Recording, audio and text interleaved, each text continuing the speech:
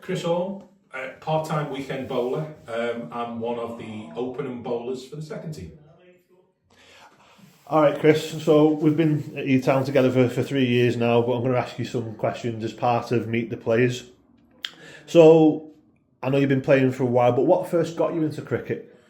So mine's a bit of a strange one. I know a lot of people say that they start from when they were young and, it was a family thing, but cricket just, from where I'm from, on the north side of Liverpool, cricket just wasn't a thing, especially from the family. So I started when my mum and dad was able to afford cable TV back in the mid-90s, and I was able to start watching live cricket tournaments. I think it was the 95 World Cup was the first cricket tournament I ever watched in India and Sri Lanka, and that got me kind of hooked on watching it. I never ever thought about playing it. And then, luckily enough for me, my dad decided that he couldn't play football anymore because his body was failing him. So he decided to play for the work cricket team. Took me along to watch, and just seeing it live got me hooked even more.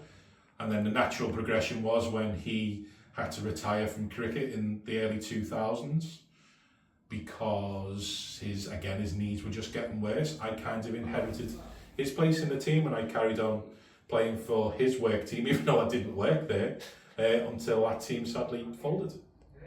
Well, don't inherit his bad knees, please, Chris. I kind of know the answer to this one, obviously, but how did you end up at Earlestown? So I've been playing since that. I started playing cricket for my dad's midweek work team.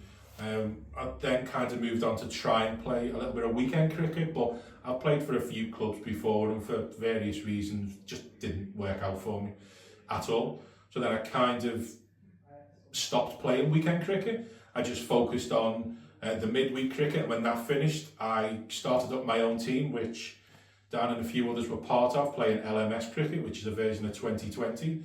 And then obviously playing LMS, I played against a few teams, including some folks from Earlestown.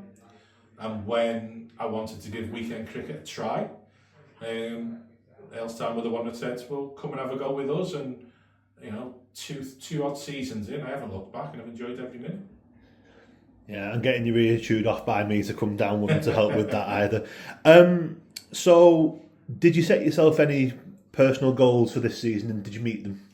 So, last season was my first full season at Earlestown, and I got about the wickets I thought I'd take, but I missed a lot of games due to holidays. Basically, my wife likes to book holidays during cricket time. So this season I had two goals really. One, I wanted to try and get to 50 wickets for the club, and two, I wanted to try and get to at least 30 wickets for the season. And luckily enough I did. I mean, after 54 or 55 for the club now, and 31 for the season, so goodness knows what I'm going to say for next season, but I need to start working on that now. Yeah, it's never too soon to start getting yourself ready for next season. So I'd be very interested to know this actually. What's been your most memorable moment on the field so far? There's been two that kind of stick out for me, one from last season and one from this season. Last season we had a game away at Earlestown, the second team, and I think we were the only game that was on in the league because it was pouring down with rain, but luckily enough Earlestown were able to get the game on. The outfield was soaked, the pitch was soaking wet. We were sent in to bat. We got rolled out for about 80 odd, I think 84, 85. And as we were walking to the back, we heard the Earlestown captain at the time say, this should be an easy win for us, lads, so I'm going to change the batting order around and give other people a go. And if my memory serves me right, then I think we won that one because we bowled them out for 47.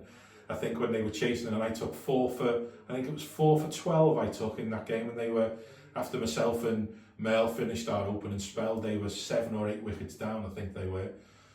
This season it's got to be the Hampson Cup win. That's a massive, massive win for us. And the two games, the semi-final was a really close game, but when we rolled up for the final, I don't think I've seen as complete a performance from our second 11 side. We scored 160 on a pitch that you should never score 160 on because it was, again, wet, damp, the weather had been awful, we were playing through some of the most awful weather. And then when we came to bowl, we won by nearly 80 runs because I think we bowled them out for 77 odd. And the fielding was great, the bowlers were great, the batsmen started it off, and it just capped off a really great season where we finished in second as well. Yeah, absolutely fantastic season for the seconds. So, you've shared the dressing room enough with me to know that I am a bit superstitious. I was just wondering, do you have any kind of like mental and physical preparations for a match or any ritual superstitions? Not really for me. I'm one of the few people, I'm a bowler that that doesn't like to play in between games. I know a lot of batsmen say that they need a bit of rhythm and they need time, and then bowlers do the same. But I've found for me that since playing for weekends here at Earlestown and dedicating myself to that, I don't play midweek. I find if I play midweek, I kind of lose focus and I lose my rhythm of a weekend.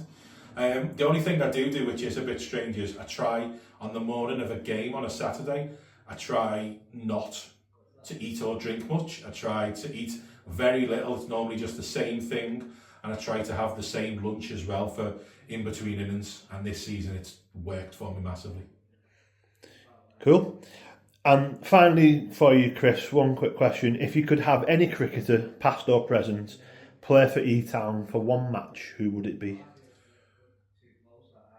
Bit left field, but for me, it would have to be Wasim Akram. I watched Wasim in that World Cup. I've watched him play live for Lancashire as well, once I started getting into it. And I'm not saying I'm anywhere near as good as Wasim Akram, but Wasim didn't have a massive run-up when he was bowling, neither do I. Wasim let his arms do it, same as me. Now granted, he could swing any kind of ball, he would take 10 tons more wickets than I ever would, but just the way he did it and the art, and it was just so free-flowing. I'd love to see on an early season Earlestown pitch with a bit of grass and a bit of swing, I'd love to see that left arm of Wasim Akram against anybody. Well, Wasim definitely puts the left in left field. He does. Well done, Chris. Thanks for your time. This has been another episode of Meet the Players.